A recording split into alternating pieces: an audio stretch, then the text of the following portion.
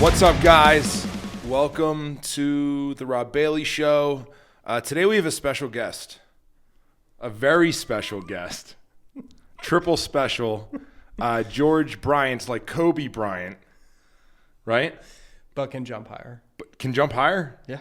Is that a proven fact? You can Google it.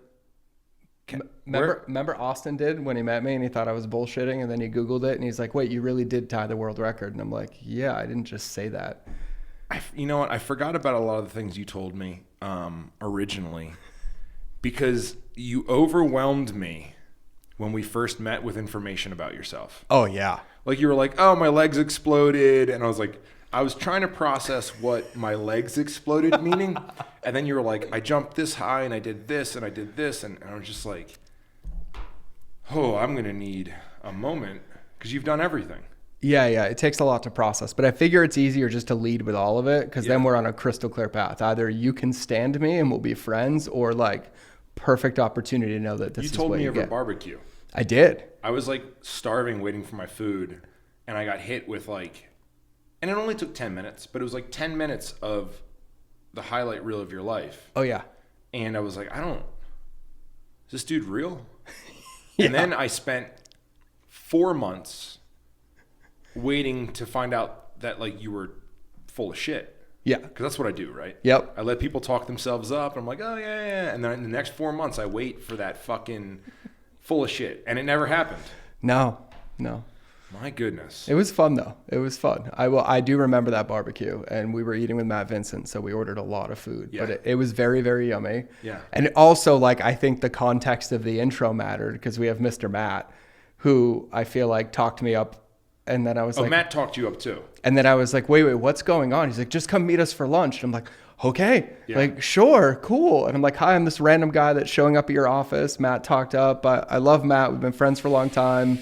Yeah, so it was fun. And you jump higher than Kobe. What? Is that actually true? Yeah, but I don't feel like it's good to say that anymore. Why? I feel like I need a better analogy. Like just rest in peace. But yeah, so just full. I'm only. Okay. It's not like I'm Ari Shaffir and, make a colorless joke. He can't. He can't jump anymore. Well, no. Oh, my God. You were the one who wanted to keep taking the high road here, and then you just said that. No, but, like, he wouldn't be able to, like, challenge you. Because that's, like, very popular right now. Yeah. Like Logan Paul wanting to fight fucking Tate guy or whatever. The like, Andrew Tate guy. Right? Like... Because you would do a podcast where you'd say, I can jump higher, and then you'd be like, I challenge you, and then it'd be on some kind of weird makeshift pay-per-view. Yeah, you want to talk about the weirdness of the internet. Somehow, one day I open my phone, and everything I see is Andrew Tate. So I saw, and that might be a good thing to talk about right now, because the internet's obviously like, there's an algorithm.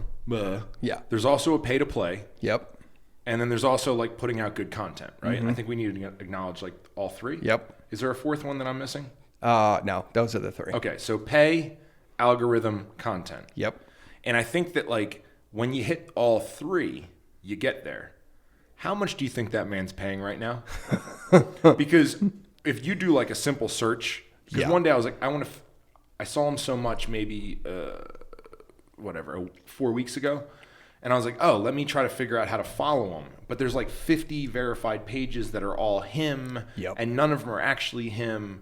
And my first thought was like, whoa, this is a marketing plan. That's all it is. And it's a lot more money driven.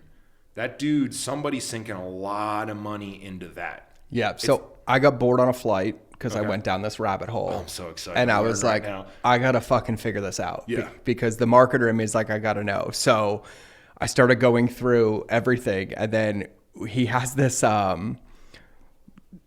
program like Hustlers University or whatever. It's like some low entry, like $97 a month. But on the back end, they're running like a recruitment MLM to where you post on his behalf and then they boost that content with his ad dollars. And so the people that join his platform will start posting about like Andrew Tate, and then they'll run their ad dollars to boost their social. Like we used to whitelist with paid ads. And so he's got, 15,000 people in there. And then they even like take the clips and they tell you like what to share. And then you get paid every time somebody joins under your link. And so then they're basically leveraging all of everybody else's owned media and then putting their ad dollars behind it because his accounts kept getting shut down. Wow. So that takes care of the algorithm. Yep. That takes care of the pay to play. Yep. And then his content is obviously aggressive. Very aggressive. Which is almost like, it's weird, but it's what the market wants right now. Yep. I almost said needs. The market doesn't need it. No. But the market wants it. A lot like the market wants Liver King right now. Yep. You know, I like to pride myself on being like, I saw Liver King. I think he had like 30 or 40,000 followers. And I was like, this dude's going to be somebody. Yep. Like this is, I think, you know, because there's always that opposite reaction, right? So like when you get pushed so, like I never really had a problem with vaccines. I was always like, oh, I trust vaccines. And then when that came aboard and they started like really pushing on you, I was like, now I question everything. Yes. And I think that like Liver King's the perfect dude for that. Yep. It's like, wait, so is 5G killing me? Liver King's like, yes, electronics are killing you. Throw them in the trash out of your house. Yep. But keep your phone that you always upload on. That's I gotta, you know what, I gotta give it to him. Like the marketer in me like studies these guys for fun. love him. And I love him. Love him. What I love is the commitment to the story. Like New York City, downtown Manhattan, shirtless, pulling a sled down like Fifth Avenue, and then goes into like the studios, same outfit, no shirt, no nothing. And no matter where he goes, he's got bull testicles and raw liver with a chef. Like that dude is committed to the story. And I love it. I do too. And I think, so I went from like watching him thinking he was somewhat committed to like, okay, he's playing a character. I get it. Yep. And I think what happened was the character like started to work and he was like, no, this is who I am now. Yeah. And I love it. I do He's too. not promoting anything bad. Nope. I don't think. Like, it's crazy because like all the chaos that he's promoting, it's like, oh, this is all crazy stuff. But when you actually break down to it, it's like, so he's telling us to sleep more, get rid of like fake shit, be more in touch with the earth and your family. Yep. It's like it's all good stuff. It's all good stuff. It's, I mean, a lot of shock value, but yeah, dude, the internet's like an interesting place right now. It is. I'm really curious where it goes because right now I feel like it's at like the pre-stages of Armageddon, but I'm enjoying the process of watching this because like in my feed, I'll get Liver King, then I'll get Andrew Tate, and then I'll get nothing really of like value anymore. Yeah. It's all just monetizing attention. And that's like everything right now. And even everything we're seeing across the board, companies and everything, if you don't get the first 3 seconds, you're not getting anything. Yeah. So all the content is changing and there's some complicitness on the consumer's part because you said it earlier. It's like what the market is like dictating. I don't even know what gets attention anymore because I was on, I mean, I know with my brands, right? And I've sort of set rules with Flag Nor Fail. Like, no, we know who we are. We know what stories we tell, and that's what we're going to do.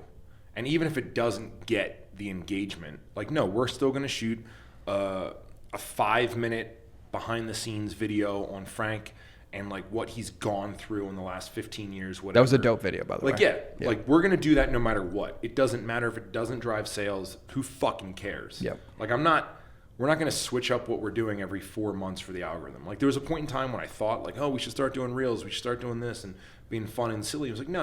I know what the brand is. But even me, I was on a plane all day yesterday and scrolling. And, like, you know, I don't even know how I get these places on Instagram anymore. Yep. I used to know, and now Instagram somehow inserts me into a different world. And I'm watching, and they're just like fight videos. I'm like, dude getting stabbed and fight. And it's like, this used to be exclusively on WorldStar, where you would go to WorldStar and you'd be like, I'm about to watch some crazy shit that's going to make my stomach upset. And now, like, I watch it, I'm like, old woman getting shot, and just like, and I see it, and literally no spike in heart rate, no nothing. I feel nothing. That's scary. It is scary.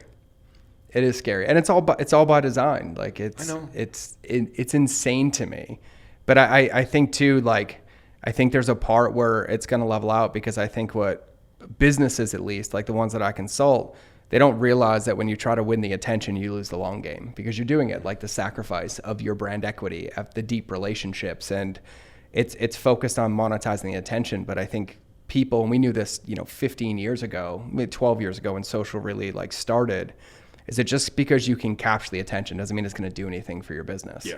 You're really just deconditioning people, and you're building a brand based on false numbers that aren't going to turn into customers, but you're actually alienating all your core people. Yeah. Which is like what Flag, like, which I fucking, as I'm like a walking billboard for your clothes right now.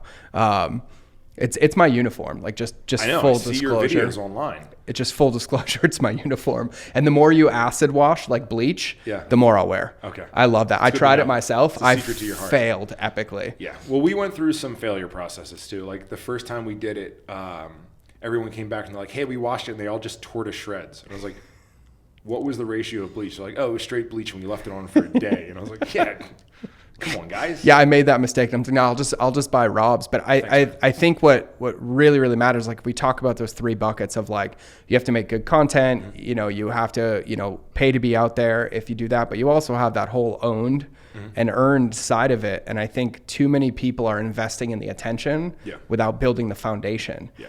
And yeah, it's a slower process. Like virality, kind of an art, a little bit of science to it, but you also got to realize that a lot of people sacrifice like the core values that built their brand to try to get that attention without realizing the damage it does long term, because it alienates everybody who's in. Yeah.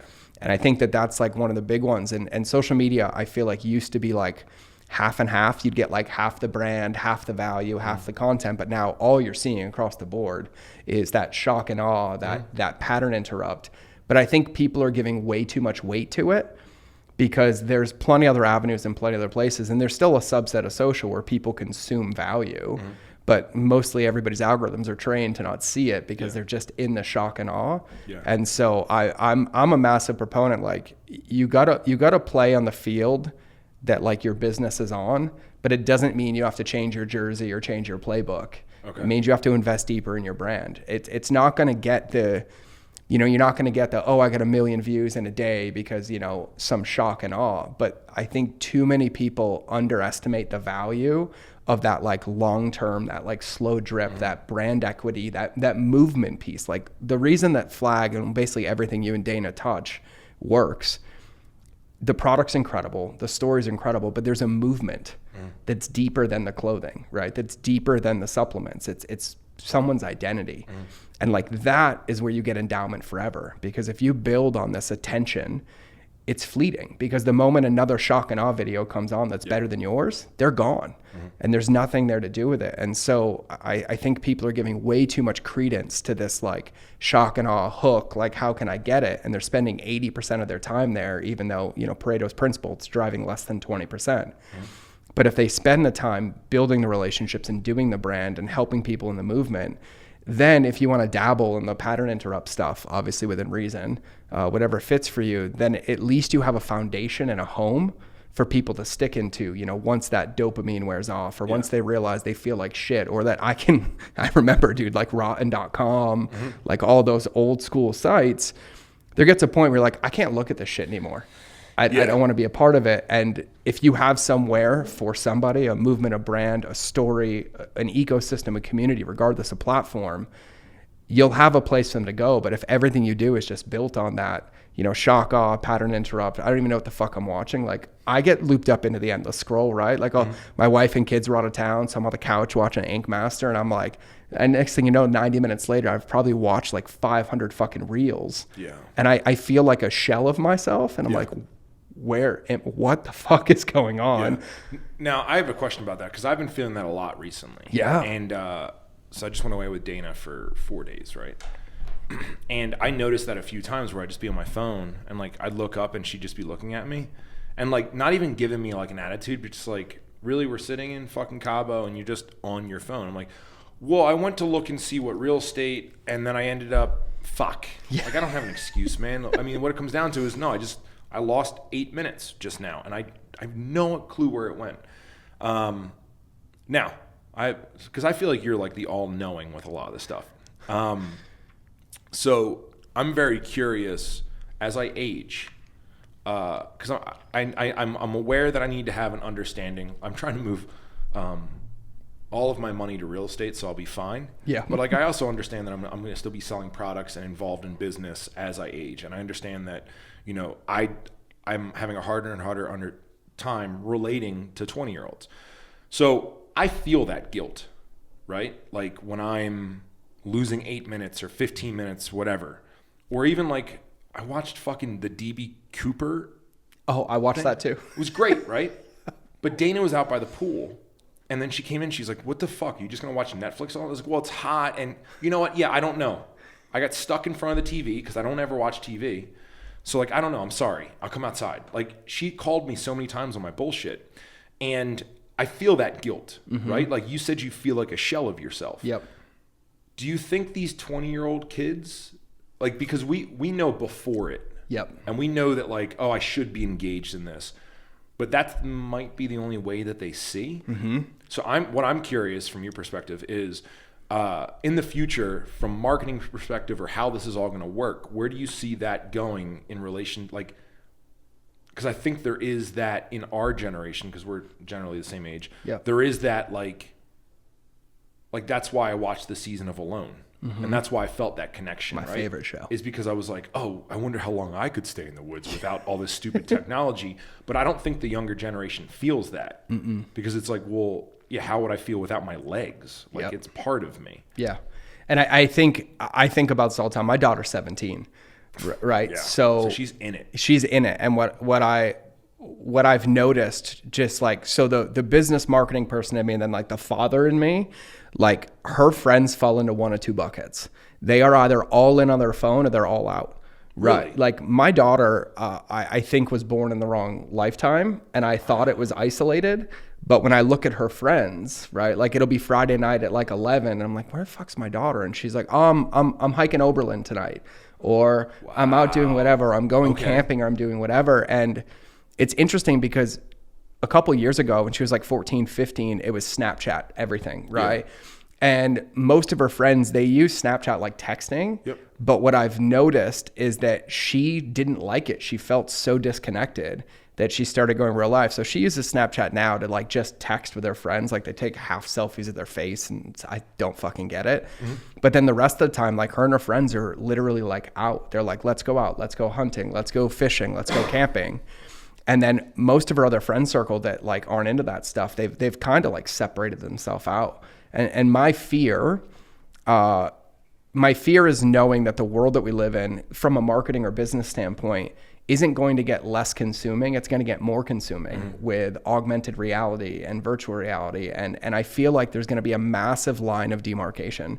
There's going to be half the world that thinks they want to live like Wall-E. Yeah. And they want to give up whatever illusion of like safety and autonomy they have for comfort. And then there's going to be this other half that realizes, and I think we have this perspective that like the phone and the internet, like it's not fucking real.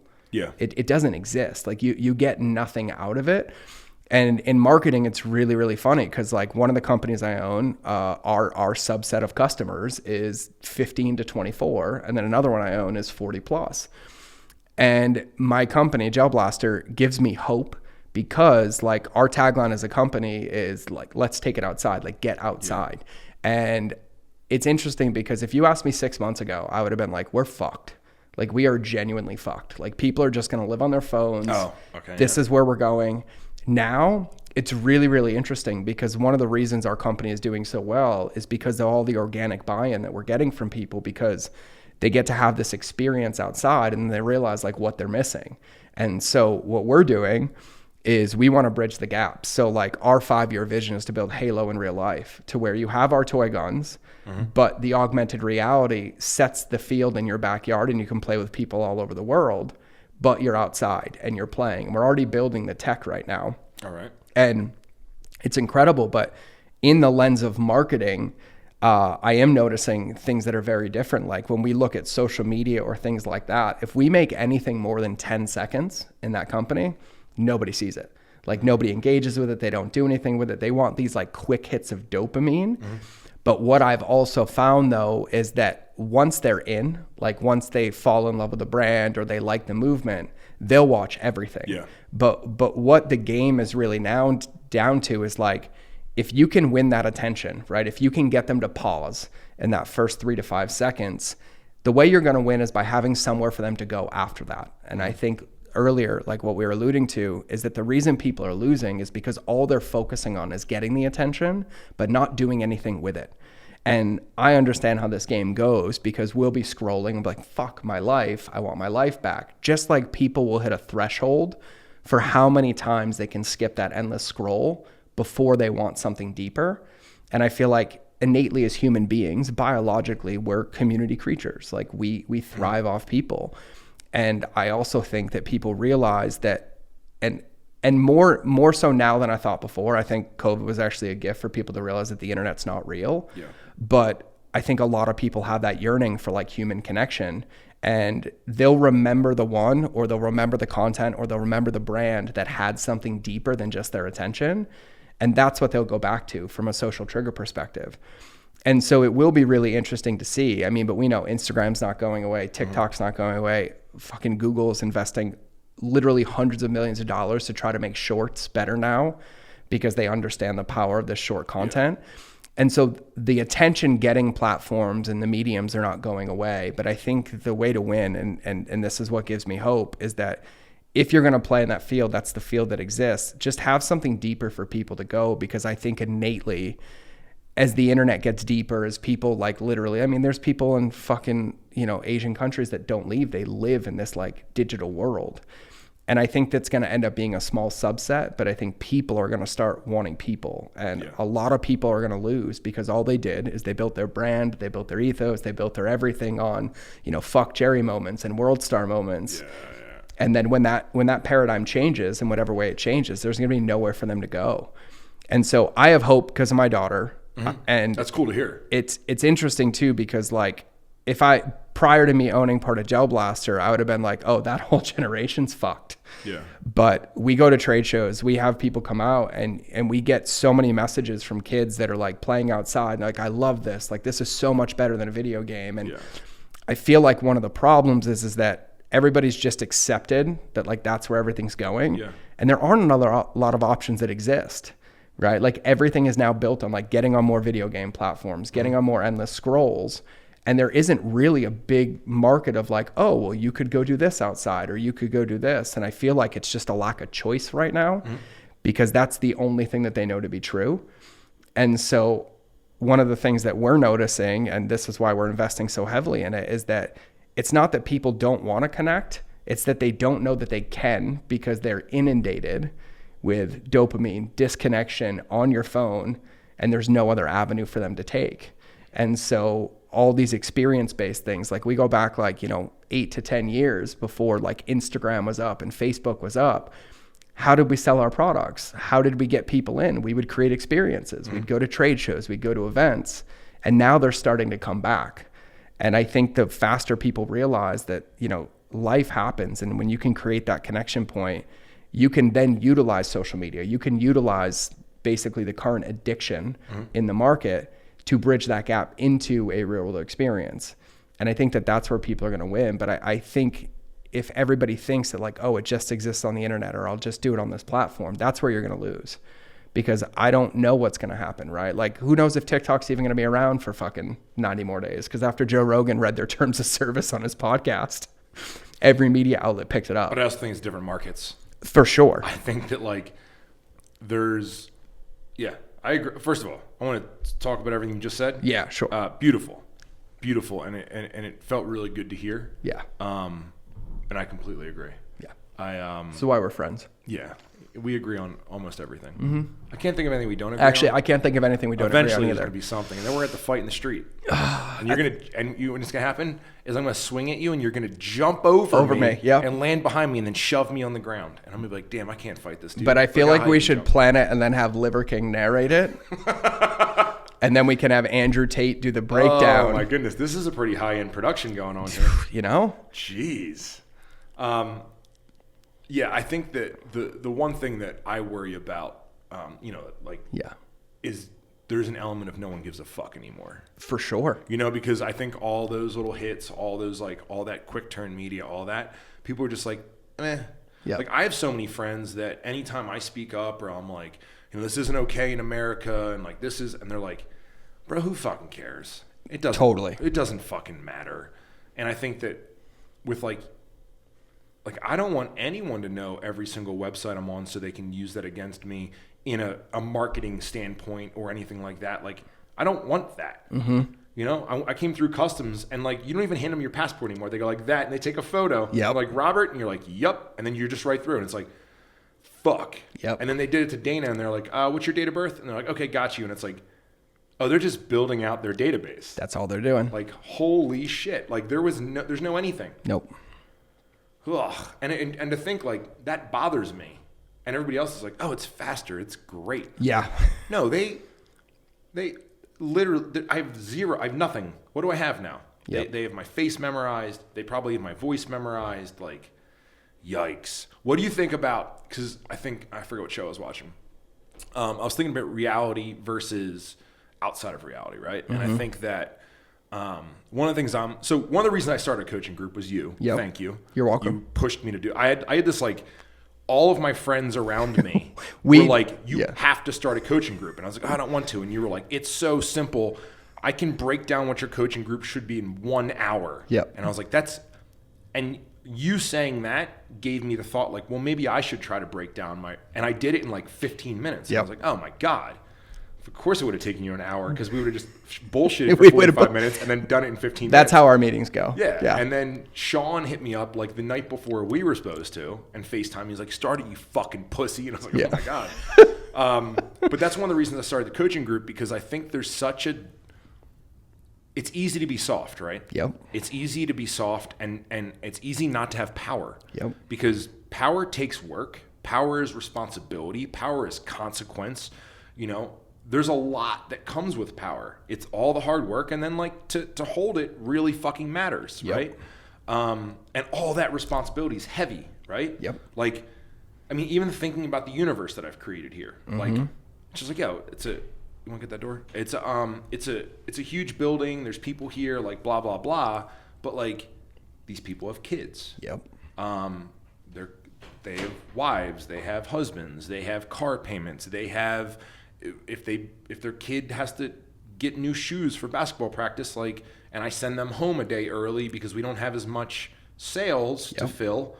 Maybe it's harder to buy shoes, which creates more stress on a relationship, which then affects the child. So like, I realized that like, yeah, I've built, I got lights and I've got fucking 911s in this building and all this shit. And like, I'm on the internet just saying whatever I want. But like, when I really step back and it's like, there's a lot of responsibility here. Yeah.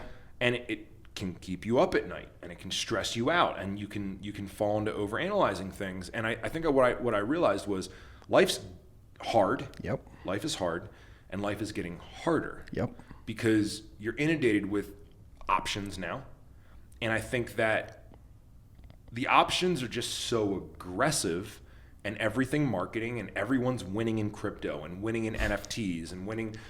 Like, I mean, how much time I spent thinking like, should I do an NFT? Everyone's telling me to do an NFT. And the answer all along was like, no. Yep.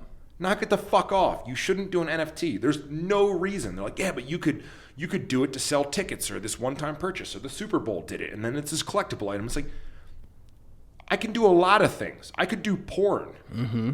It doesn't mean I fucking should, right? And I think in being in control of my universe and knowing what's at stake and knowing all the opportunity, it's a lot of shit to weigh out, right? Like there's a lot of decision fatigue going on there. And I think that like that's for me. Yep. I could also retire. So like the stress isn't that great. But I think the stress for like a normal person, that's like, because when I was struggling and I went through I was in my weird little spot where I was tied up with a business and the guy was like taking advantage of me and not paying me. I remember like not being able to fix my hot water heater and like seeing Dana have to go to the gym to take showers and crying because she was trying to prep and there wasn't enough time in the day and thinking to myself like, I can't even support what I have going on. I don't even have kids, and thinking back there and like, then remembering the stuff that I did to get money because I only knew like 3 options to go get money. And it was like, I'll just do these 3 options and I'll get money real quick. And it was like easy fucking money. Yeah. And looking now, it's like, okay, you have so many options and everyone's showing you all their wins. I can't even imagine having to sort through that. Being like, I have an extra $300. I should probably buy Bitcoin. Totally. Fuck no. If you have $300 in your bank account, forget about fucking Bitcoin. Yes. Holy shit. But like, no one's telling you that because everyone's trying to get you to buy Bitcoin so their price goes up. And I think that that's one of the main reasons I started a coaching group is because I'm worried. I'm getting back to that. I'm going to circle all the way back around. I got all the open loops in my head. Don't worry. It's okay. I'm going to try to close some of them because I just opened them all. So that's why I started the coaching group, right? Yep. Because I wanted to help people get stronger. Yep. Because although I feel weak a lot of times, I also know that I'm really fucking strong when it comes down to it. Like when shit gets really bad, my head gets really, really clear. And that's when I feel really comfortable, right? And I know that a lot of people don't have that. When shit gets really, really hard, they don't get more clear. They get more scared, and they it's harder to make decisions. So I wanted to help as much as I can, right? Now, my big concern, I don't know why I prefaced it with that really long story, but my big concern is when they really start, because I've thought about this, when they really start making those fucking suits that you put on the suit and you go in VR and like you're pretty much there. Yep. Because we've all done the thing when you get an itch, right? Or like your lower back itches on the train and you're like, it's just a fucking sensation. Let's work through this. And you sit there and you breathe into it and like you figure out how to deal with the itch on your back that you can't touch. And then you get through it because it's just a sensation. There's nothing back there. It's just a little tingle, right? They're going to be able to create that tingle in a suit, in VR, and all that effort to get the power, to get that responsibility, to get to that location, to be able to talk, to get to that female, whatever that is just going to be a fucking reset button of like, let's start a new life. I want to be in Hawaii with 3 big booty hoes. Go. That's going to be hard for a lot of people to like not go to because it takes no work. None. And I think that it's always been that way in life where there's always been people to go check that box or get the easy answer, but we're living in a fast forward button because we can see it so much more and we consume it so much more. So it's giving this illusion that it's different than it's been. But at the end of the day, it really boils down, and there's so many open loops that you made so many good points that I'm going to hit a few of them. Like number one, like we're talking about the burden of responsibility, right? I call it the burden of leadership, and burden doesn't mean a bad thing. It's like feeling the weight of the responsibility, right? There's always going to be leaders and there's always going to be followers. And that doesn't speak to anybody's self-worth. That just speaks to playing into your strengths and knowing them and being aware of them. And one of the most powerful things I did when I walked away from my food blog, which is a whole nother podcast, but you know, I had this 7-figure business. I had 1 million followers on social media. Like on paper, every single thing was easy. And I fucking hated it. I was depressed. I had attempted my life. My marriage was on the rocks. And I never forget, I made the decision to get rid of it. And I didn't sell it. Like I gave it away and deleted all my social media overnight. I deleted 1 million followers. That was another big fun fact that I learned about you that I never really like processed. Yeah. And I looked it up. It's all real. Yeah. I can't imagine being like, because that's a powerful motherfucker. Yeah. Because it looks like you just gave up. Yeah. Right. But it's not giving up. No. It's like the ultimate taking control. And that was the thing. And like when we talk about like a lot of the undertow of like what you're talking about is that, simply put, you know, X amount of years later in therapy and plant medicines, I was deriving my identity based on how the outside world saw me, not who I really was. I had no fucking clue who I was. And I wasn't willing to do the work to find it because it was so much easier for everybody on Instagram to tell me who I was and to be this guy or to answer this question this way or to do whatever. But it cost me everything. And when I made that decision, I didn't make that decision because I was like, oh, this is going to be easy. And it was definitely not based in money because I basically put myself in the fucking hole. Yeah. And my wife was 8 months pregnant and I was like 3 weeks away from bankruptcy. But I got to a point where I knew that I would die that other way. Like if I just kept going, like I might not be dying in your eyes, but like I was just choosing a slow death because it was so misaligned and I couldn't do it anymore. And when I did that, I made a rule that I wasn't allowed to consume any content for a year. Nothing. No podcasts, no books. Wait, what is this? I never heard about this fun fact. Yeah. So I made a rule when I did it because I changed. So full story, I changed my phone number. What year was this? This was 2015. Oh my God. Yep. All So right, let me soak this in. Yep. So the business was great. So like just for context for everybody listening, I was a 22-week New York Times bestseller. I had the #1 app in the world called Caveman Feast, featured by Apple as the top health app of 2015. I had about 1 million social media followers. I was getting about 4.5 million people a month on my website. And I mean, I was at the tip top of that game. And the higher I got, the more miserable I got. Like I was just literally, I was a slave to everybody else but myself.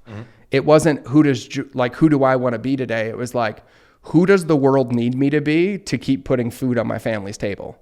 And I luckily got to a point where I was like, I can't do this anymore. But it wasn't an overnight decision. This was 18 months. And I mean, I went down to Costa Rica. I spent 7 days in silence. And every time I sat, I was just met with the same thing. I was like, this thing is not me. It's fucking killing me. And my wife didn't want me to do it. Like every one of my friends told me I was a psycho, and that's how I knew it was the right decision. And I can honestly say that I was 34 years old, 33 years old. In my entire life, that was the first decision that I'd ever made that was wholeheartedly just for me.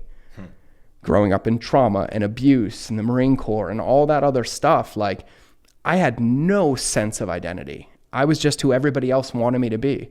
I was the kid who came from homelessness to go be one of the best Marines. Well, in the Marine Corps, I was whoever they wanted me to get promoted to lead Marines. And when I got out, I became an entrepreneur and I did the same fucking thing. It was who does the world want me to be? And I was basically selling out every single day. And so the initial thought was, I need a fucking reset and I need to be in real life. And I was petrified because all my money came from the internet. Everything I did, I didn't know who I was without the followers, without the traffic. And so I knew that nothing good was there. So I deleted it and I made a rule that I wasn't allowed to consume any content for a year. And I made one caveat that I could have 30 minutes a week, but it had to be intentional. Like if I needed to learn something or if I wanted to pick up a topic. And then the process was simple. If I couldn't consume, I could only create. And that's what I did. And I would just go see people. I'd tell them what was going on. I ended up in rooms of friends and they're like, well, holy fuck. Well, can you help me with this? I'm like, sure. Can you help me with this? I'm like, sure. And I just kept putting myself into the real world. And I realized that, 10 years of doing that, I developed a skill set that I didn't know existed about digital marketing, media, but I kept that rule. And it was the hardest fucking thing ever because every time I wanted to disconnect, every time I wanted to numb out, every time I wanted a dopamine hit, I was met with one of two choices. Either fucking sit with it or go create something different. And that was a big, big part of it. And it was the first time that I realized that I'd basically spent 33 years of my life in the passenger seat of my life. And I didn't even know how to drive my own car. Like I didn't know how to be like, well, this is what I want to do today. This is what would make me happy today. This is how I would love my wife today. This is what I would create today. I didn't know any of that. And it was fucking hard. I went through social media withdrawals for at least 6 months, like worse than my opiate addiction because I couldn't turn it off. Like there was this pit of depression and anxiety. Like the world is happening without me. Nobody knows what's happening in my life. And once I finally got to a point where I was like, oh, because that's fucking normal. The world doesn't need to know what's happening in my life. Like I can take a shit without posting it on Instagram. Like you don't need to know. The amount of clarity that I got was mind blowing. It didn't get easy. It quite frankly was the opposite. It's simple, but I was no longer deriving my identity from what everybody else wanted. And so I would wake up in the morning. I'm like, what do I feel like creating today? I'm like, oh, fuck it. I'll make a video. Right? Fuck it. I'll make this thing. And then I would just keep doing that consistently to the point where I actually got addicted to not consuming content. And so it ended up lasting for 3 years of no consuming any content. And I think at the end of it, I was about an hour a week I would allow myself. No music with lyrics, no audiobooks, no nothing unless it was intentional. And I truly, and this might sound crazy, but I truly believed that I was the byproduct of everybody else, because all I did was tune into what everybody else wanted. Lyrics of songs, things in books, people's YouTube videos. And so I flexed that muscle hard. And my friend Jim Quick, I was sitting in his apartment with him, not his apartment, his fucking penthouse, but he was talking to one of my friends, and, Jim says all the time, he's like, we think we're in control of our life, but we're operated by our subconscious and the computer and how it's programmed, and every single thing we do programs it. And I was like, oh, I'm listening to rap music of like, fuck my life, and this is so hard, and like country music, my dog died, my wife left me, and like everything was just this constant programming of, I'm going to relate to that and not know who I am. Yeah. And so then I just started creating. And I just created and created and created. And here's the craziest part. If I didn't delete that social media, if I didn't make that choice, when I got called 3 weeks later out of the blue, my friend Sean Stevens called, hey man, I'm doing a mastermind. It's at Jim's house. You want to come up? I would have said no, because I would have been like, no, I got this shoot. I got the business to run. I got boom, boom, boom, boom, boom. I said yes. And there were 22 entrepreneurs in the room. And they were badasses. Aubrey was there. Tucker Max was there. They were all there. And they were doing this intro. And everyone's like, all right, everybody take a minute. Tell everybody how your life is, how your business is. Like, how are you feeling, right? And they're all going around. And I'm like number 16. And I was like, I'm fucking miserable. I'm basically suicidal. I just walked away from my business. My wife is 8 months pregnant. And I'm losing like 40 grand a month. And I have no fucking clue what to do. And I don't even know why the fuck I'm here. It's not funny, but I can picture totally everyone saying like, On It just grossed $40 million this month. It's like everyone's just like crush. Yep. And then you're like, I'm not okay. Yeah. And here was the most powerful part of all of that. Without skipping a beat, the next person just went and acknowledged nothing that I said. Nothing. Nobody said, oh, do you want to talk about it? Nothing. Just like fucking pretended it didn't happen. And then they all went around the room. And then it was like, I didn't share. Like, it was the craziest fucking thing, because it was just a minute of sharing. So nobody was going back and forth. Nobody was interacting. But you want to know what the crazy part is that I sat in the room, and about 4 hours later, they started getting into content. And they were talking about, I'll never forget, Facebook and how Facebook's broken because the algorithm changed. Nobody can grow, right? But the most beautiful thing for me is that, like, in that moment, I got to be myself, and I was dead honest. And it didn't matter what they said, but it kind of bought me this permission slip to just be authentic. And then no shit, somebody asked a question. I was like, that's a dumb answer. And they're like, well, what would you do? And I was like, give me the fucking marker. And I like mapped it out, and they were like, what the fuck? And of the 22 people in the room, 20 of them hired me.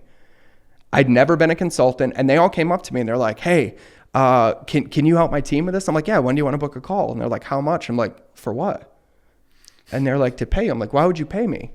And they're like, because this is valuable. I'm like, yeah, but I'm not doing it for you. And they're like, you don't need to fucking do it for me. I have a team. I need them to know.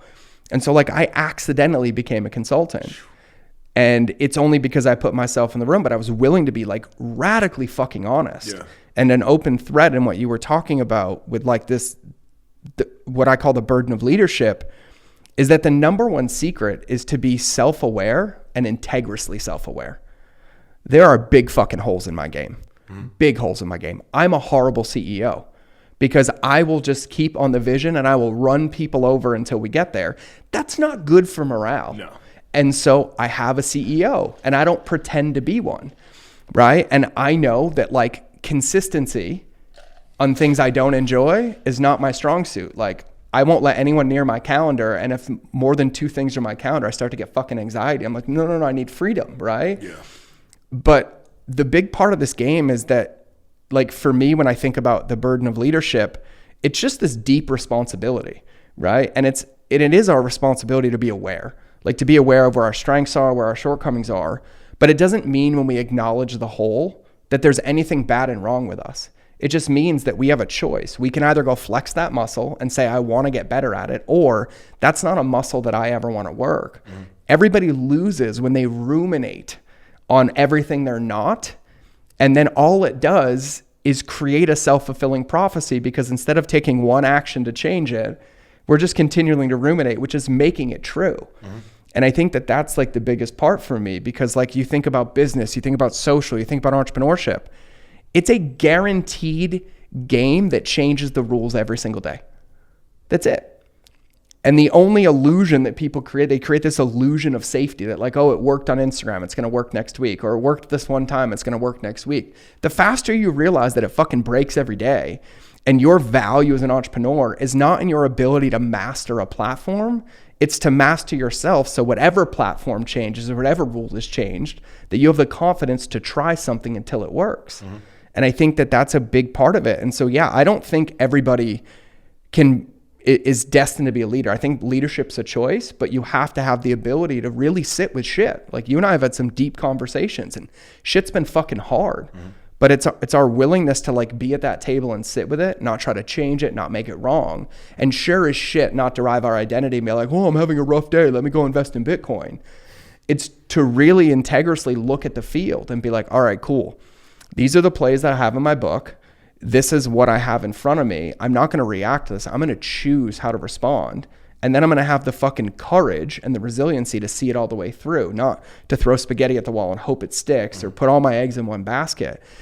And in that lens, I think there is going to be a subset of people that fucking put on the suit and itch their back and get it scratched that way. But I feel like it's always been that way. People hitting the easy button. It's easier to get fast food. It's easier to not go to the gym. I mean, the lens has changed, but the core belief is the same. And I think that it's the people that are willing to take the chance and willing to stand for something different that's always going to create that dichotomy or that yin and the yang and the balance, because I don't think it's any different.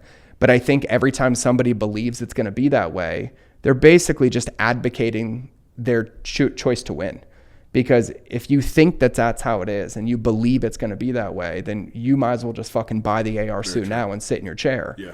Right? But it's like anything that you touch or that you put your heart into, it doesn't fucking work because you're like, here's the playbook to launch Flag Nor Fail, and I'm going to follow it to a T and it's going to work. You're like, here's an idea and I'm going to run with it. And if it doesn't work, I'm going to call an audible. And I'm going to call as many fucking audibles as required until it works. Mm-hmm. And if we extract our identity or our beliefs based on the amount of likes we get or what our friends tell us or what they say we should be, it's just a guaranteed lose-lose game. It's like cementing your fucking feet down and getting upset that you can't step. It doesn't work. It doesn't work. And my buddy Alex Sharfin says this the best to summarize entrepreneurship, and I butcher the shit out of it, but it's such a good idea. He's like, entrepreneurs give up their 9 to 5 to go out into the future, to create something that's never been created before, and then have the courage to come back today and build it. And like with your coaching, like I love your fucking getting clarity in your coaching where you're helping people with like, what we have to understand is that this is a game where the rules change every day. Mm-hmm. And the only guarantee is you're gonna lose. Yeah. It just matters that when you lose, you extract a lesson, you don't repeat the behavior and you try something again. Like this is a game of attrition. Mm-hmm. It's a game of reps. And the more you practice it, the better you get. And I got stuck for so long trying to do it the perfect way or do it the right way or how everybody thought I should, or that's how they did a funnel, or that's the course that they made. And all I would do was create the same results they had, and I never broke through it because you can't copy somebody else's shit. It has to be original. Mm-hmm. That's your unique gift. And so now I'm just like, fuck it. If I have an idea, let's go. If it breaks, it breaks. If it works, it works. But I think too many people get comfortable in this illusion of safety, like the right amount of evidence or the right amount of information or the perfect funnel or the perfect blank is going to show up. And it's not. Mm-hmm. And every day you choose that, you're just delaying your success. But if you're like, today is the day I'm going to do fucking one thing. If all I can do is stop watching DB Cooper Alone, but I'm already caught up on Alone. And in this moment, I'm fucking riddled with anxiety. I'm addicted to my phone. I can't get off Instagram, and stop and be like, well, what's one fucking thing that guarantees I'll be one step closer to my goal? Yeah. It's a 10-minute walk. It's a fucking writing in your journal. It's, ripping a t-shirt apart and acid washing it. It's live streaming yourself in your fucking warehouse for 24 hours as you pack boxes. Like, it's this constant thing of just chasing or pursuing something different. And I think that that's the biggest part. And I'm saying this to everybody because you alluded to this, but it is true. There is a fucking responsibility. There's a massive one. There are people's families on the line. There are their kids on the line. There are their payrolls on the line. But with that, you also can't hate the game that helps you achieve that goal. No. And hating the game is like, oh, it's so hard. Instagram's changing. It's not working. Shut the fuck up. Yep. Nowhere else in the history of our life have we ever had free fucking marketing like we have now. And you're going to get pissed that the guys only make their money when you're addicted to the platform or making it harder for you. Fuck off. Go try to invest that in a billboard and let me know how it works for your business. You sound very Dana-esque with when people are like, oh, I'm doing fucking cardio prep week. She's like, you don't have to compete. You chose to be a bodybuilder. And now you're bitching about the fucking diet and bitching about training and bitching about being depleted. Like, literally, you don't have to do this. Yep. But like, you need to realize that you're in the game. Yeah, and I think, and the reason, like, to pull this back, when we think about, and I'm going to put this to marketing for everybody listening. When we think about marketing, my definition of marketing is a two-way value-based long-term relationship. Right? That's it. And you can extract from that what you want, right? But I think people have this disillusion of what relationships actually are. And like, I think about our relationship. There's seasons where we'll text every day for a week. Yeah. There's seasons where I'll see you almost every other day for 2 weeks. Yep. And then there'll be 3 months where we're both on the road, we're slammed, we're not texting, we're not talking. And the moment we come back together. That's what this one was. That's exactly what like, this is. I haven't seen you in 3 months and we haven't spoken 3 months. No. And like, my excuse to talk to you was like, well, what if I asked him to do a podcast and then at least we could talk, right? Yeah, and then I feel like through osmosis, because Lindsay and Dana, I was like, we're still good. Yeah. Like, yeah. I did the same thing. I was like, well, Lindsay and Dana are talking, so that's sort of like, it's the same thing. But I think in understanding that, like when you understand at the core of what it is, I think a lot of people lose in marketing because they have a misrepresentation of what it is, right? And at the end of the day, even when AI comes in, even when machine learning comes in, like I'll for sure say this right now. I don't foresee any point in my life in the next 30 years where I would willingly let AI make a credit card purchase on my behalf. Or I would literally let AI decide if like that's a good school for my son to go to. Like there's a part of human autonomy that I believe that no matter how good it gets, there's this level of control. I'm trying to think if you're doing that already somehow. Like I want to like be that guy. It's like, well, what about this? I know, but that's more of like some of your audience. Mine doesn't play that way. Subscription based, or but like something sort of already where decisions are being made for you. Yeah, for sure. But what I think what most people don't understand is the value of human input. Okay. Right? There's this part of like, even if you wanted to live like Wall-E, there's a part of you that's choosing to live like Wall-E. That's autonomy, right? And we want those choices. And at the end of the day, human beings drive every decision, every single one of them. And if you understand that in the lens of marketing, you have to understand that in order for that to be effective, you can't transact. You have to build relationships, right? And I watch these people bitching and complaining and doing all of it. And they're like, oh, the algorithm's not working. Nobody's seeing my content. I'm like, well, 11 people commented and you didn't fucking respond. What do you want them to give you 240 more that won't comment? That was one thing. I watch all your shit. Yeah. I don't interact much on. Did you notice that? I do. Okay. I just don't. That's all right. I'm not. Whatever. Fuck it. I send you hearts on your stories. I know. That's my way of like. Of what I really do. I'm like, I see you, Rob. But you said something, and it's actually like what I realized I need to start doing with Onward is you were like, well, yeah, you get 2 comments, but you got 112 likes. Yep. If you did 112 sales today, would you be happy? And it's like, yes. Yep. And it's like, so if your page that doesn't do anything right now and it's just a broadcasting page goes out and goes through the likes and comments, and dude, I did that one day. Yep. On Onward page, which is like, Onward runs on its own. Yep. It doesn't, obviously things could make it work better, but it's just sort of just like cruising, right? And I went on the Onward page and I was like, all right, everyone that liked, I'm going to go just to their page real quick and comment on one of their most recent 3. So if it was like something, I'd throw a muscle up or be like, get it, boy, or like whatever, right? And like the engagement was crazy back. Yep. Like people were, because it was like, oh, a brand's page came to my page and I have 300 followers and they wrote a king fucking crown under me hitting a PR on bench at 140 pounds. Yep. And they're like pumped, bro.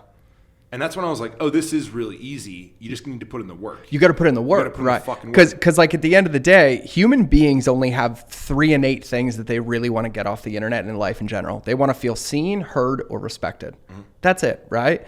And we were talking earlier about like this attention game, right? Well, I think what a lot of people fail to realize is that if I stood you in a room and you gave a 30-second talk based on your Instagram caption and 112 people gave you a standing ovation, you'd be fucking pumped. Yeah. You'd be pumped, right?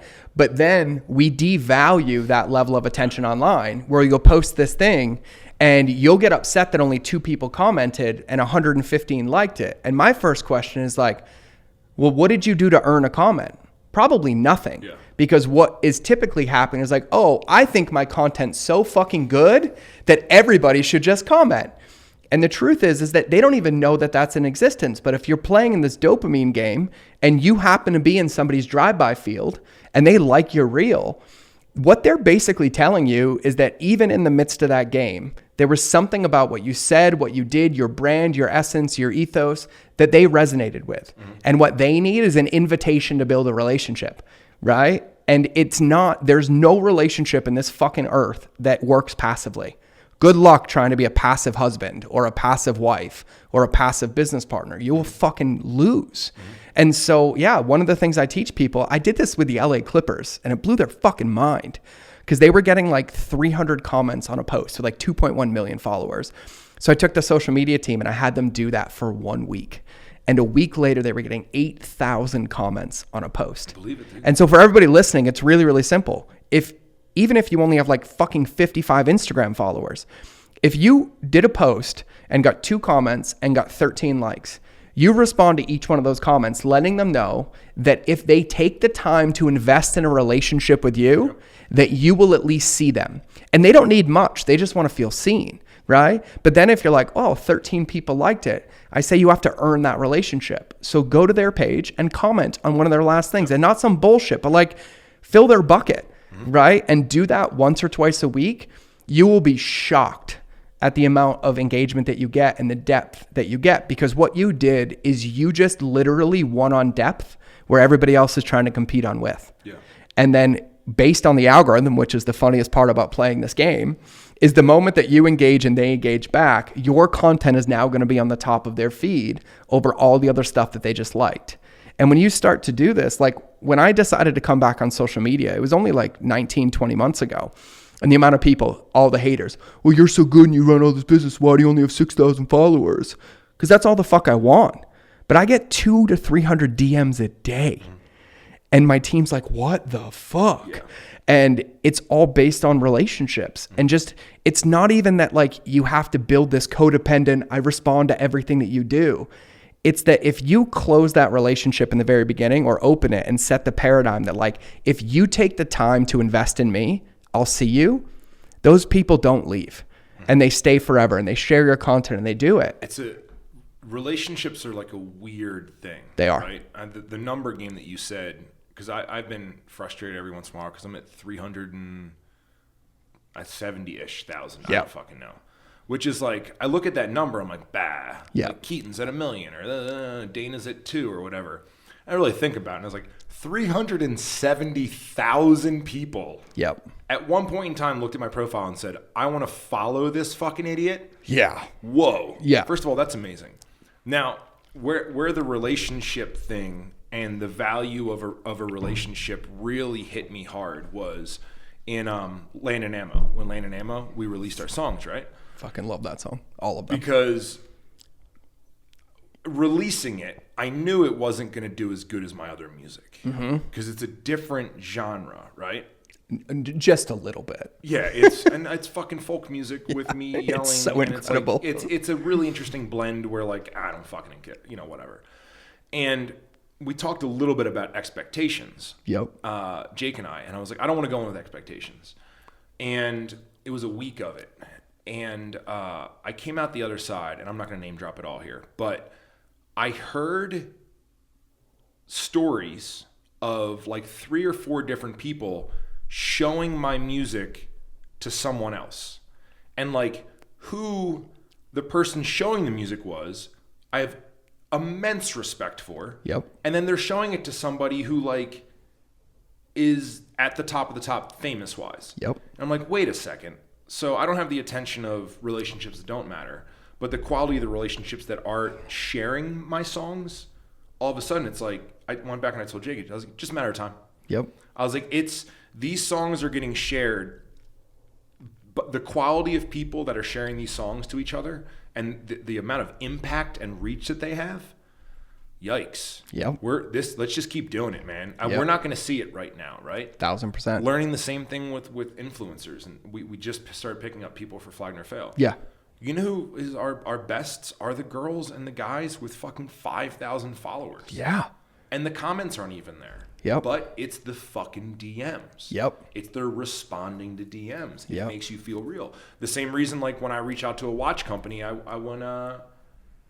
reached out to Koros and Garmin. Yeah. Yep. Right? And I was between watches and I was going to start running, and they were like, "Oh, you should get a fucking, you should get a Garmin, or you should get a Koros, or blah, yeah." blah, blah.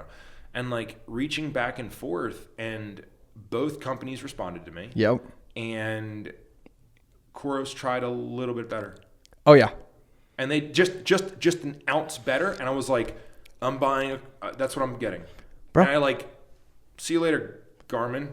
This is like the simplest way to do it, is that the easiest way to win is just to go one level deeper than the person before you. And it's not hard. Like here's another hack. Like everyone's like, my team would be like, we got 40 new followers yesterday, and then the next day we get 300 more. All I do is when somebody follows me, I shoot them a 6-second video on Instagram saying, hey, there's a lot of people you'd be paying attention to, and I don't know why the fuck you chose me, but I do just want to say thank you. And then literally the next day, like 6 of their friends follow me because they told them about it. Yeah. Right? And I think that people really overvalue attention and undervalue the relationships. And when we really, one more time, people overvalue the attention and undervalue the relationships. And so when we think about it, even like marketing, we'll use science this one. Over 86% of marketing is word of mouth. Okay? There's only one of 5 reasons that somebody shares: humor, credibility, education, social status, and controversy. And if you go scroll through social right now, everything you see shared is in one of those 5 buckets: humor, credibility, education, social status, and controversy, right? And so we have to understand that if we want people to share, we have to give them ammunition to share. Yeah. And if our ammunition is, oh, I'm going to run a broadcast channel that does nothing to help you do it, nobody can talk about it. But the moment you create a relationship, maybe you're Rob Bailey, the amount of credibility and social status that comes with Rob Bailey sending me a DM in the comparison of that person's world is fucking huge, right? When somebody sends me a DM and I'm like, oh no, I'll answer your question, do this, and it works for them, they're going to go share that stat with 6 of their friends. Yeah. And then I don't care if they say my name. I care that they remember who told them. Yeah. Right? And I think that people don't understand that. And the average consumer in a 60-second conversation gives 8 to 10 brand recommendations without even knowing it. The clothes they wear, the drink in their hand, their phone. Where'd you go to dinner last night? Oh, I went to Tupelo and the elk meatloaf was off last night, right? Like, it wasn't. I shouldn't say that. Sorry, Tupelo. Yeah, you're good. Abruzzo. Abruzzo's great too. Mama Blanco's pissed me off the other day. Oh, yeah. So, Yeah. They were out of fucking street corn, those sons of bitches. Well, luckily, my daughter is friends with the owner's daughter. And so I literally got home and bitched. And I was like, give me Malia's number. And I was like, I need to text her. So the other night I was out shooting all day in Ronan on Saturday, but one of our horses came back from the vet and I had to check her for colic. And so I got to the ranch at like 9:30 and I was fucking starving. So I'd shot 1,800 rounds in the last 12 hours. The only one past 9:30 is Mama Blanco's. And so I called them. I said, hey, I'd like to place a to-go order for pickup. And they're like, we're too busy. We can't do that right now. I'm like, it's very Montana right now. And then I was like, oh, okay, cool. Well, if I come in, how long's the wait? And they're like, there isn't a wait. You'll be able to sit down right away. And I was like, so I can come sit down at the table and order my food in a to-go box? And they're like, yeah. So I was like, all right, fine. I was fucking starving. So I drove there. And I was like, hey, I tried to call the place a to-go order, but they won't let me do it. So I need a table so you can box up. They're like, oh, we can do a to-go order for you. And I was like, 9 minutes ago, somebody told me they couldn't. And they're like, well, something's changed. I'm like, what? I'm like, what's changed? And then I was like, no mas, give me my fucking quesadilla and let's just call it a night. But when, like, there's a brand recommendation for you, but go to Abruzzo, go to Tupelo, the normal ones. They're in Idaho, by the way, for everybody listening. Yeah, no one knows what the fuck we're talking about. Yeah, right they're now. in Idaho. But I really feel like everybody wants this collapsed measurement window of like having instant gratification, right? And I got to give props to Ryan Reynolds for this one. He talked about something he teaches his kids, and I think a lot of actors have this, is that, you know, they'll film a movie for 7 months, it'll go into production, and then they'll win an award for it 2 years later. And by default, they kind of have, Matthew McConaughey, who talked about it. And I think entrepreneurships have this unhealthy relationship with gratification and feedback. And one of the reasons they lose is they measure their success based on the outcome rather than the input. And when we measure ourselves based on the input, right, the intentionality of building relationships, going that one step further, the truth is if you could measure the ripple, you could never even put into perspective how big it's actually going to be when you do this right consistently. And I send on average 100 to 150 video messages a day. It takes me about 12 minutes. About 12 minutes, because I use Instagram, 6 seconds, 6 seconds, 6 seconds, 6 seconds. Now, I don't have to, but when I have the time, I invest in those relationships. And so when we think about it, it's like a part of our day is that we need to be deepening the relationships with the people that we have, right? You have to feed the children you have before you can adopt any new ones, right? So existing customers, existing followers, people who comment. But after that point, if you invest 20 minutes a day to go through people who liked your post and comment and let them see you and do that twice a day, 90 days from now, your fucking world looks so different than anything you thought possible. And it's not a strategy and tactic. It's not something you have to create. It's the intentionality of time. And people on the receiving end know what it takes for an entrepreneur or somebody like us or anybody listening to take the time to comment. And that moves miles in their world. They become your biggest fans. They become your biggest referral machines. And it gives them something to talk about you for and share. And of course, if your content's shit, you're screwed. So use relationships. But if your content's good, on top of it, you'll see that person, and this happens to me all the time. I took the time to thank them for following. Well, in the next week, I was tagged 7 times in 7 of my podcasts that they were sharing on their stories, right? And I think if we think about it in the real world scenario, and that's what I like to do for marketing, it's like, can you imagine if you had your business, if Flagner Fail was a brick and mortar store, you opened the door, and all you did was stand on the curb and hold up a shirt?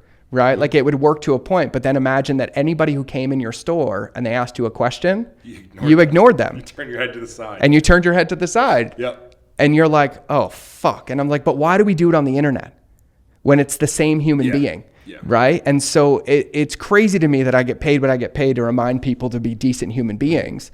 But at the end of the day, it's the best fucking strategy and tactic you'll ever have. Yeah. And it eliminates all the bullshit and all the templates and copyright. And I'm like, shut the fuck up. They're human beings. Like, have a conversation, build a relationship with them. And for all you people like, well, this doesn't work. I've taken 2 supplement companies to $1 billion doing this. Yeah, 100% works. And 100% works. It's crazy because in the world of like entrepreneurship at our level, it's the hardest fight that I fight. Yeah. People like, you're out of your mind. I can throw money at it. I'm like, oh yeah, how'd that work when your wife left you? Ooh, it doesn't. You hit people like that? I do. If they're assholes, God. I do. But I also get paid to be honest. You yourself right now. But like that's the biggest part. And I think what ends up happening, I know, is people like, my shit's not working, my shit's not working, my shit's not working. And you ruminate on everything that's not working. But then the one person who could tell you what to do differently, you don't go build a relationship with. Mm-hmm. Right? They're in your DMs, they're in your comments, they're in your people. And here's the funny part about it. If you build a relationship and you're like, you know what? My offer's not working. What could I create for you to buy? They'll fucking tell you. 100%. And then they'll turn around and pay you. And so it's that getting that reps in and getting that thing in, but getting it in with the people that are actually putting money in your bank account. Not the people whose content you're consuming to build their vision while yours waits. Yeah. Who'd have thought, man? Who would have thunk it? Who'd have thought it's that fucking simple? Every lesson that you've ever taught me, I'm like, yeah, I know. I fucking get it, man. It's not that complicated, but it's like, but I'm not doing it. So, you know? But it's that fucking reminder, man. Yeah. All right, last question. We're going to do another one of these because I want to talk more. We can do 100 more. Okay, sweet. That's why I'm cutting it short right now. I'm fully aware I'm cutting it short. Okay. But I'm fully aware that gives me another episode with you. Yeah, if I had a key card, I'd be here more. We can't overwhelm. But it's not like you don't even need a key card. You get in somehow. It's one of your skill sets. You're like highest jumper in the world. Somehow get into Rob's building whenever I want. I never even saw you pull in. I said to George here, and then I opened the door and I heard you talking in Dana's office. Yeah, it's almost like relationships matter.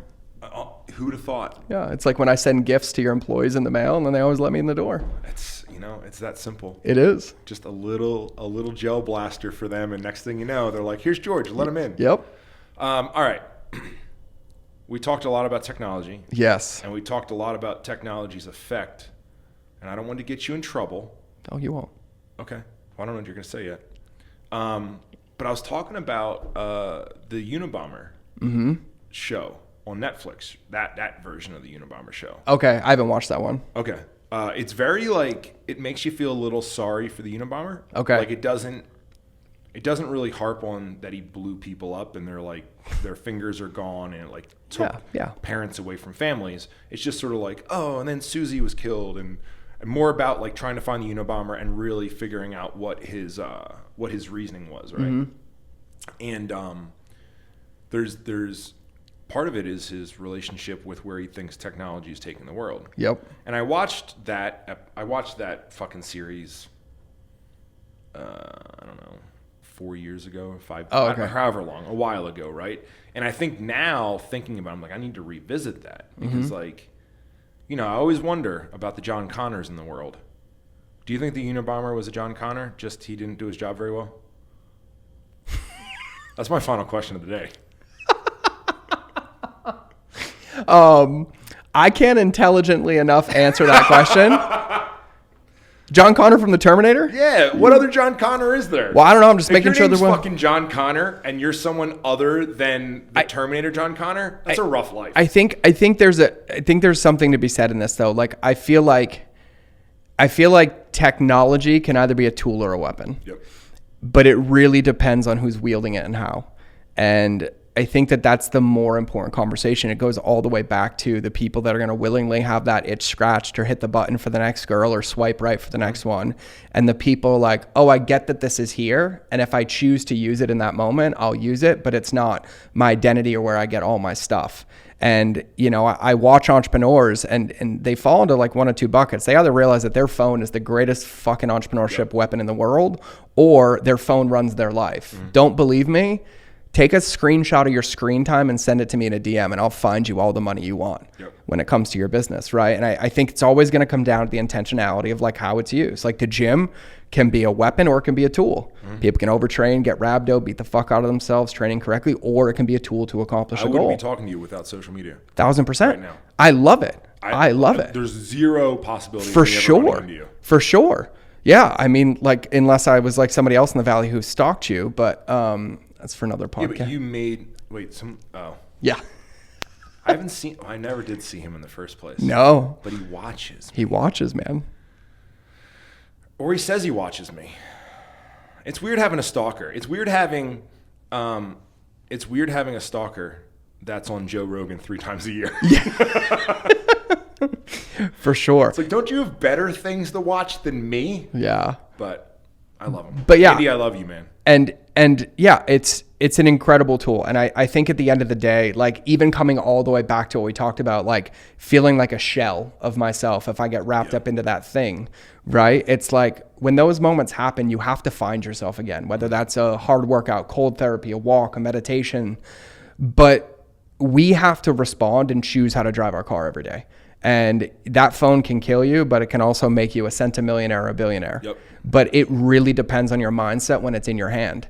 And I get falling into it all the time. I mean, like I call up my daughter. I'm like, have you been taking a shit for 90 minutes?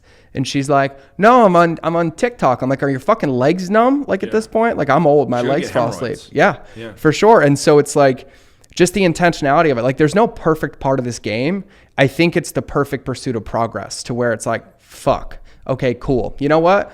I'm going to delete the app off my phone for a week, or I'm going to move Audible into the spot of Instagram, right? Or I'm going to make a rule that, you know what? I have to, one of my favorite things now is my new methodologies. I have to earn the right to consume. And so I love listening to podcasts, right? Like I love consuming my friends' content, but now I put it as a barrier of entry. If I want to consume a podcast, I have to create 2 of my own. If I want to go scroll on social, I need to make 3 reels. if I want to go read something, I need to write something in my business first. And so now I make creation the barrier of entry into my dopamine. I like it. And it also changes the relationship with my dopamine because I'm coming in like, oh, I accomplished this today, or I did this already. And I'm not trying to find my identity in these things that are like outside of myself. And so I love the internet. I love social. I love the Liver Kings. I love all of it. And I really feel like we get to choose. Is it a performance enhancing drug or is it the detriment to our success? Yeah. Jeez. All right. That's it. 2 more questions. Where do they find you? Oh, yeah. Easiest place, my podcast, which is called The Mind of George. Our new website's up. It's dope. Oh, really? First website I'm proud of in the last 15 years. Oh, my God. You're really good then. Yeah, no, it's pretty good. There's a lot of pink on it. Of course. Lots of pink. No, the pink shoes are in the car. Where are the glasses? I know. For you? I knew there was pink. So my podcast is called The Mind of George Show. It's on every single platform. And then in congruence to what I teach, I'll make it really easy for you. If you want to shoot me a DM on Instagram, you will do no work whatsoever. I will send you the top 10 podcasts. I'll send you the customer journey training, or I'll answer any one of your questions if I opened up any loop. Very true. And so shoot me a DM on Instagram. My Instagram is It's George Bryant. So ITS and then George Bryant. The It's is included because that realtor in Michigan that's 80 won't give me the Instagram. Son of a bitch. Guy's squatting on it. But it's George Bryant. But seriously, if I open any loops, if you have any questions, if you want to tell me I'm a kook, whatever, it fills my bucket the same. Shoot me a DM on Instagram. And if I have a resource or support, I can send you in that direction. Awesome. And the last question. So is he John Connor and just did a bad job? I think there's some potentiality to that. Thank goodness. Yeah. All right, guys. Thank you. And I'm going to have George back because George and I could talk for 3 more days. But I'm hungry. And that's how my life operates. When I get hungry, I stop things. All right, guys. Thank you.